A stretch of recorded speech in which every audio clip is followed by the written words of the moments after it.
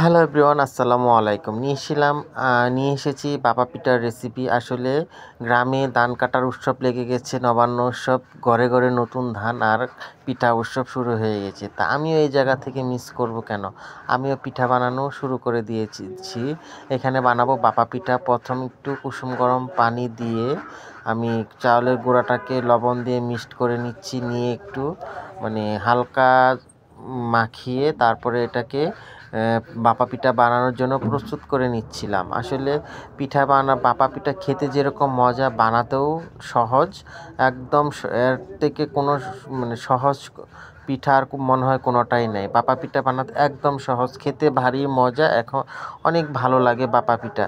আমি ভালো করে পানির সাথে মিক্সার করে নিচ্ছিলাম যাতে সুন্দর করে এই জিনিসগুলো করা যায়। তারপরে আবার এই রেসিপিটা দেখানোর জন্য একটু ছোট ছোট করে ভিডিও করে নিচ্ছিলাম, যাতে ভিডিও করা সবাই দেখতে পারে। আসলে এসব কাজগুলি বাড়িতে গেলেই করতে মন চায়, যেহেতু বাচ্চাগুলি খেতে বায়না ধরেছে। আমিও আর দেরি করিনি, আমিও ভাপা পিঠা বানিয়ে ফেললাম খাওয়ানোর জন্য, যাতে নিজেও খেতে পারি, বাচ্চাগুলোও খেতে পারে। এইসব নিয়ে আসলে খুব ভালো লাগে। তারপর আরেকটু কাজ করে নিলাম, পানি একটু কম হয়েছে। এখন চালনি দিয়ে ভাপা পিঠার গোড়াগুলি চালতে হবে। দেখেন, এইভাবে চালতে হয়, চেলে নিচে পড়বে। এই গুঁড়িগুলি বলে চেলে নিচ্ছি যাতে ভাপা পিঠা বানানোর উপযোগী হয়।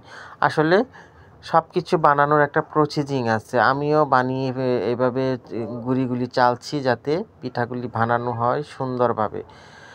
তো ছোট ছোট স্কিপগুলো একসাথে করে আমি এই ভিডিওটা বানানোর চেষ্টা করলাম। যাই হোক, সর্বশেষে ভাপা পিঠা বানানোর জন্য প্রস্তুত হয়ে গেল আমার ভাপা পিঠা বানাচ্ছি। এই দেখেন ফাইনাল লুক, খেতে ভারী মজা এবং সুস্বাদু। কে কে ভাপা পিঠা খাবেন কমেন্টের মাধ্যমে জানিয়ে যাবেন। আসলে চেষ্টা করলে সবই হয়। ভালো থাকবেন, আল্লাহ হাফেজ, আসসালাম।